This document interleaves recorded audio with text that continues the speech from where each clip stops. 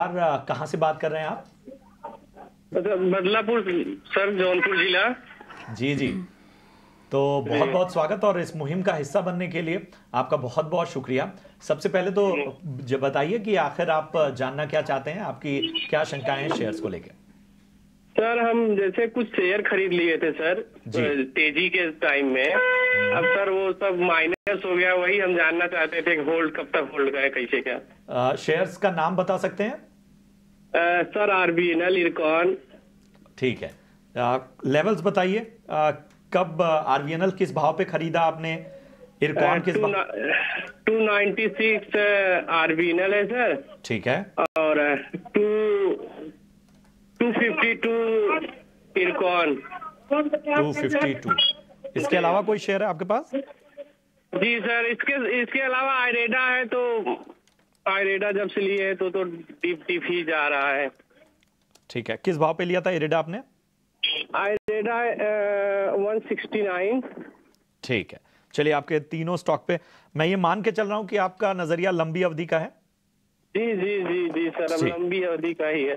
6 महीने तो रोक ही सकते हैं सर। ठीक है, ठीक है देवस जी, बिल्कुल आपकी तमाम स्टॉक्स पे जो सवाल हैं, उनकी समस्याओं का, उनकी शंकाओं का समाधान हम करेंगे। आस्था जी, मैं आपके पास आना चाहूँगा। आरवीएनएल इन्होंने 296 के भाव पे लिया हुआ है।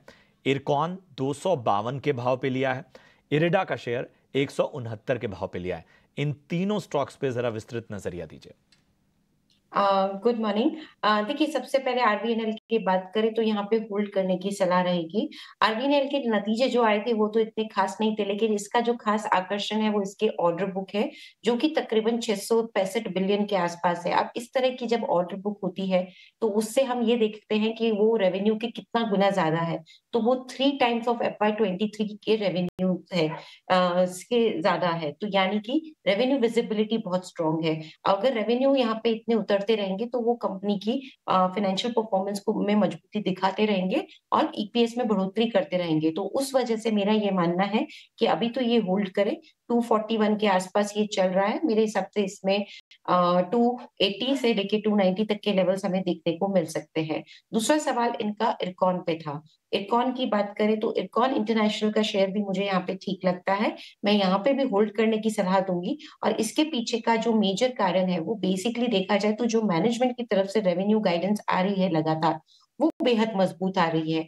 मैनेजमेंट 115 बिलियन की यहाँ पे रेवेन्यू गाइडेंस दे रहा है। और अब इस तरह की जब रेवेन्यू गाइडेंस दी जाती है तो वो अगेन कंपनी के लिए एक मजबूती का इशारा करती है, कंपनी के वित्तीय जो यहाँ पे परफॉर्मेंस रहती है उसमें।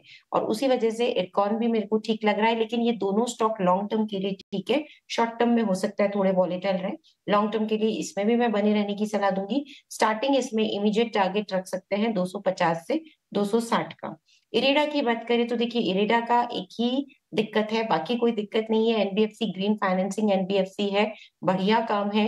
और देखा जाए तो नतीजे भी बहुत अच्छे थे। लेकिन दिक्कत किधर है? वैल्यूएशन को लेके। वैल्यूएशन बहुत बढ़ गए हैं, क्योंकि जब आईपीओ आया था तब तो वो बिलो 100 रुपीज का था। उससे जो इसने एक तरफ मोमेंटम दिखाया, उससे इसका वैल्यूएशन, जो मेरे को प्राइस टू बुक मल्टीपल हम एनबीएफसी कंपनीज के लिए वैल्यूएशन का एक माप लेते हैं, वहां पे ये काफी ओवर स्ट्रेच हो चुका है। और ज्यादा वैल्यूएशन के बढ़ने की वजह से ही इसमें हमें बहुत बड़ी तेजी देखने को नहीं मिल रही है। ये एक स्टॉक ऐसा है जो आपका पेशेंस टेस्ट करेगा, और लॉन्ग टर्म के लिए अगर आप इसे होल्ड कर सकते हैं तो इसमें भी बने रहने की सलाह रहेगी। ठीक है, तो ये है सलाह इरेडा के स्टॉक पर, और होल्ड करने की सलाह आपको दी जा रही है। चलिए अगले दर्शक को शामिल कर लेते हैं। राहुल खान हमारे साथ जुड़े हैं फोन लाइन पर। राहुल जी नमस्कार।